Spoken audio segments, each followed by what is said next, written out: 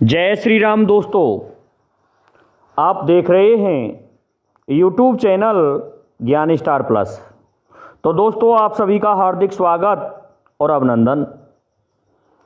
देखिए दोस्तों, आज हमने आपके लिए कमेंट चुना है श्रीमान अभी भाई जाट का, और ये लिखते हैं कि चार पैर उछरत फिरें, 70 मुख देत आशीष, तोकों पत ऐसे मिलें, जाके दांत 320। दोस्तों, बहुत अच्छी पहेली है, परंतु इससे पहले जो भाई सुन लें थोड़ा सा एक संदेश कि हमारे चैनल पर अफलेट प्रोग्राम खुल चुके हैं। तो जो भाई हमारे चैनल से कोई वस्तु मंगाना चाहते हैं, वो हमारे डिस्क्रिप्शन में लिंक पर जाकर के मंगा सकते हैं। वहाँ फ्लिपकार्ट, शॉप्सी आदि खुल जाते हैं। देखिए, इसके साथ ही और जो बिल्कुल नए श्रोता हैं, उनसे भी निवेदन है कि वे हमारे चैनल को सब्सक्राइब ज़रूर कर दें, साथ ही बेल आइकन को भी प्रेस कर दें, जिससे कि आने वाले वीडियो का नोटिफिकेशन आपको मिलता रहे। तो दोस्तों, आते हैं मुख्य कथा वस्तु पर, परंतु इसका शाब्दिक अर्थ करते हैं। तो किसी ने किसी को ऐसे आशीष दिया है, वरदान दिया है कि तुम्हारा जो पति होगा उसके दांत 320 होंगे। अब ये वरदान कहाँ रहा, श्राप भी हो सकता है। तो इस कंडीशन में किसी ने किसी से कहा है, तो इस पहेली का उत्तर आपको वीडियो के अंत में मिलेगा। आप वीडियो को पूरा देखें और समझें इस वीडियो के बारे में, क्या ये सही है। तो देखो, एक बार भगवान मरीच ने बहुत से ऋषियों के साथ मिलकर के एक यज्ञ किया था, जिसमें भगवान मरीचि के पास में ब्रह्मा का पद था। दोस्तों, किसी भी यज्ञ को करने के लिए 4 व्यक्तियों की आवश्यकता होती है, जिन्हें होता, उद्गाता, अधर्यु और ब्रह्मा, ये 4 नाम दिया जाता है। तो उसमें ब्रह्मा जो थे वो स्वयं भगवान मरीच थे, और होता, उद्गाता, अधर्यु आदि का पद दूसरे ऋषियों के पास था। अब यज्ञ प्रारंभ होता है और यज्ञ चलता रहा। उस यज्ञ में जब वो संपूर्ण होने को था, तो ये नियम है सभी जगह हमारे हिंदू धर्म के अनुसार कि उसे परिपूर्ण करने के लिए देवताओं के लिए प्रसादी बनाई जाती है, प्रसाद बनाया जाता है, और उस प्रसाद के लिए भंडारा आदि का आयोजन रखते हैं, जिसमें ऋषि मुनि, साधारण लोग या फिर और भी बड़ा हो तो उसे उसमें निमंत्रण देते हैं और लोग प्रसाद पाते हैं। इस तरह की व्यवस्था हमारे यज्ञों में की जाती है। तो उस व्यवस्था को करने के लिए भगवान मरीचि ने ऋषियों को लगा रहा था, जो कि हलवाईगर के काम कर रहे थे, हलवाई का काम कर रहे थे। अब जब उन्होंने खीर को बना लिया, जिसे हम दिव्य पायस कहते हैं, और उसे जब वो बना रहे थे, प्रातःकाल का समय था कि उसी समय उन्होंने उसे भट्टी से उतार करके नीचे रख दिया। तो जिसे हम गिद्ध या चील कहते हैं, एक चील ने एक सर्प को पकड़ रखा था, और उसके हाथ, उसके पंजों में उसका पूंछ वाला हिस्सा था। सर्प नीचे की तरफ लटका हुआ था। सर्प अपने लिए जोर लगा रहा था कि कैसे मेरे प्राण बचें, और चील अपने भोजन को छोड़ना नहीं चाहती थी। परंतु जैसे ही उस परछे के सूत वाले हिस्से पर आया, तो उस परछे में से जो भाप, धुआं आदि होती है, वो भाप उस चील की आंखों में गई, जिससे उसकी पकड़ कुछ ढीली हो गई। और जैसे ही पकड़ कमज़ोर हुई, सर्प ने जोर लगाया कि उससे वो छूट गया। छूटने पर सीधा ही आकर के उस खीर के परछे में आकर के गिर पड़ा, और गरम खीर थी उसमें दोस्तों अच्छी तरह से पक गया और मर गया। ये सब दृश्य वहां पर एक मेढकी देख रही थी। अब मेढकी क्या देख रही है कि इसको यदि ऋषियों ने खाया तो ऋषि मर जाएंगे, और मैं देखने वाली हूं, मुझे भी नरक मिलेगा, इसका दोष मुझे भी मिलेगा। क्यों ना मैं कोई ऐसा उपाय करूं जिससे इन ऋषियों की जान बच जाए। तो देखिए दोस्तों, इस जगह पर भी एक पहेली है कि जल को जीव अग्नि को धायो, मरने गयो अमर है आयो। दोस्तों, जो मेढकी होती है वो जल में ही तो रहती है, परंतु देखिए वो अग्नि में जाने के लिए तैयार हुई है, गर्म परछे में जाने को तैयार हुई है। तो उसी समय भगवान मरीचि कहने लगे क्या भोजन पक गया, खीर बन गई। उस व्यवस्था को देखने के लिए जहाँ रसोई का काम चल रहा था उस जगह आ गए। अन्य ऋषि मुनि भी साथ में थे। तो वह मेढकी फुदुक फुदुक करती हुई वहाँ पहुँची। उन्होंने खूब रोकी, परंतु रोक नहीं पाया कोई भी ऋषि उसको, और वो फुदुक फुदुक करती हुई उस खीर के परछे में जाके कूद गई। जैसे ही वो कूदी तो कहने लगे भगवान मरीचि, अरे दुष्टा, तूने हमारा भोजन बिगाड़ दिया है, इसलिए तू ये मत समझ कि तू प्राण त्याग के मुक्त हो गई। मैं तुझे 7 जन्म तक मोक्ष नहीं मिलने दूंगा, इसलिए मैं तुझे श्राप देना चाहता हूँ। परंतु देखिए क्या हुआ दोस्तों, उस मेढकी की तरफ जब गौर से देखा, घूर के देखा उस परछे में, तो क्या था, एक सर्प भी उसमें पड़ा हुआ था। जब उस सर्प को देखा कि ये तो सर्प है और ये तो संपूर्ण खीर विषाक्त हो गई, तो भगवान मरीचि ने कहा कि नहीं, ये मेढकी ने खीर कोई जबरदस्ती हमसे नहीं बिगाड़ी है, इसने तो बलिदान दिया है, इसने तो हम ऋषि मुनियों के प्राण बचाने के लिए जबरदस्ती अपने प्राणों को संकट में डाला है। अरे इस पर तो हमें उपकार करना चाहिए, इसका ये उपकार हम कब चुकाएंगे।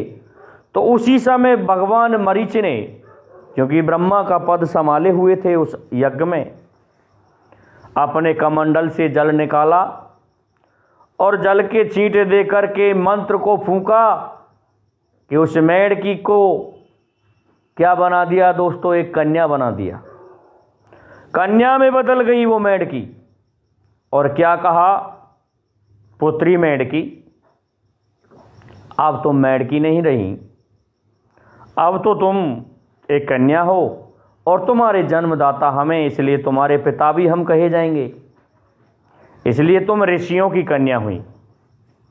हम तुम्हें मिलकर के एक आशीर्वाद देते हैं तुम्हारे इस बलिदान के लिए कि तुम्हारा जो पति होगा बहुत ही बलिष्ठ और बलशाली होगा। ऐसा होगा कि वो 4 युगों तक राज्य करेगा, 4 चौकड़ियों तक राज्य करेगा, और उसके दांत 320 होंगे। लेकिन देखिए दोस्तों, आगे क्या हुआ। उस मेढकी से जो कन्या बनी थी, उस कन्या को एक राजा था मंडोर का, जिसे मैदानव का नाम दिया जाता है। वो मंडोर का राजा आता है और उसके कोई संतान नहीं थी। ऋषि मुनि उसे पाल पोसने में समर्थ नहीं थे, क्योंकि तपस्या में वो लीन हो जाते हैं। ऐसा सोचकर के राजा ने आकर के भिक्षा मांगी कि मेरे पास में कोई संतान नहीं है। उस यज्ञ में पधारे हुए थे राजा, तो ऐसा है आप ये कन्या हमें दे दें। तो दोस्तों, उस मैदानव को वह कन्या पुत्री के रूप में दे दी गई और पालन पोषण उस मैदानव ने किया। जब वह कन्या जवान हो गई तो उस समय ऋषियों ने सोचा कि ये राजा लोग हैं, ये विवाह नहीं कर सकते, इसलिए क्यों ना हम हमारी पुत्री का विवाह कर दें। तो इधर तो भगवान मरीचि और अन्य साधुगण बाली के पास में पहुंच जाते हैं निमंत्रण लेकर के, उसका टीका लेकर के।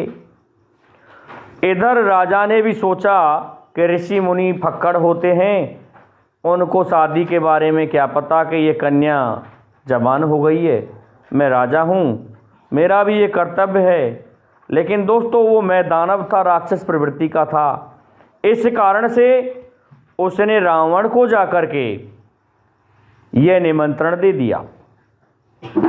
और मैदानव और रावण एक बार पहले भी मिले थे, तो उस समय मैदानव और रावण ने एक पंजा लड़ाई की थी। उस पंजे लड़ाने में शर्त रखी गई थी कि ऐसा यदि तू हार गया तो तुझे अपनी पुत्री का विवाह मेरे साथ करना पड़ेगा, और मैं हार गया तो तुम्हारा विवाह मैं करा दूंगा। इस तरह की शर्त थी। तो उसमें मैदानव पंजा लड़ाने में हार गया था। तो जब ये बाली के लिए टीका पहुंचा था, उसी समय मैदानव ने भी ये सूचना रावण के लिए दे दी। तो रावण दोस्तों दूल्हा बन के आता है, इधर से बाली भी आ जाता है, दोनों आ जाते हैं। पता चला कि एक कन्या है और 2 वर, ऐसा कैसे हो सकता है, कन्या दी जाए तो किसको दी जाए। अब उस समय बाली के समक्ष रावण नहीं टिक सकता था, लेकिन रावण भी मरने को आतुर हो गया कि मुझे भी निमंत्रण दिया गया है, मैं इस तरह से नहीं लौट सकता, इस कन्या से विवाह मैं करूंगा। दोस्तों वहाँ युद्ध की ठनाठनी हो गई, दोनों सेनाएं लेकर के पहुँचे थे। ऋषियों ने सोचा कि न जाने कितने निर्दोष व्यक्ति इस लड़की के पीछे मर जाएंगे। तो उसी जगह जब दोनों आए और अपने अपने लिए उस कन्या को खींचने लगे, इधर तो बाली ने हाथ पकड़ रखा था और दूसरा हाथ रावण ने पकड़ रखा था। दोस्तों ये शास्त्र के अनुसार कह रहा हूँ, कुछ मेरी तरफ से मिला के नहीं कह रहा, क्योंकि इस तरह की आपको ये जो कथा है ये रामायण में मिल जाएगी। रामायण में आप देख सकते हो, और तो और आनंद रामायण में भी मिल जाएगी, अन्य जो रामायण है रामकेन वगैरह उनमें भी मिल जाएगी। तो देखिए भगवान मरीचि ने आकर के झगड़े को शांत करते हुए अपने चिमटे को उठाया और उठा करके उस कन्या के बीचों बीच मस्तिष्क पर रख दिया और मंत्र फूंका कि उस लड़की में से 2 लड़कियां बन गईं। अब जिधर रावण था उधर एक लड़की बन गई और जिधर बाली था उधर दूसरी लड़की बन गई। अब तो 2 कन्या कहने लगे, ये तो महाराज 2 कन्याएं हो गई, कैसा है अपना अपना विवाह करो और अपने अपने राज्यों को लौट जाओ, लड़ने में कोई फायदा नहीं है, नहीं तो श्राप दे करके तुम्हें मैं भस्म कर दूंगा दोनों को। ऋषियों के श्राप के भय के कारण रावण और बाली दोनों चुप लगा जाते हैं। लेकिन बाली क्या कहता है कि ए रावण सुन ले, तूने जो मुझे चुनौती दी है युद्ध के लिए, वो उसके लिए मैं तुझे क्षमा नहीं करूंगा। ऐसा है, इसके लिए दोस्तों एक फिल्मकार ने भी गाना बनाया है कि सुन रावण आज मेरी शादी का दिन है, तुझे यूं छोड़ता हूं। इस तरह से एक फिल्मकार ने भी गाना बनाया है, शादी का वक्त है तुझे यूं छोड़ता हूं, खुशी का वक्त है तुझे यूं छोड़ता हूं। इसलिए ऐसा है रावण, तेरी चुनौती मुझे याद रहेगी और ध्यान रखना इस बात का कि जब तू मेरे हाथ आ जाएगा तो इस बाली से तू छूट नहीं पाएगा। दोनों का विवाह कर दिया जाता है और चले जाते हैं। तो दोस्तों वो जो मुख्य जो कन्या थी मेंढकी की, वो रावण के लिए गई, तो उसमें 4 पैर उछरत फिरें। 4 पैर का मतलब है कि बाली, 4 पैर अर्थात बानर जो होता है वो अपने पैरों से ही चलता है, चारों हाथ पैर, दोनों हाथ और पैरों को टेक करके ही चलता है कभी कभी। तो ये एक तो उछरत फिरें अर्थात उछलने का काम बानरों का होता है।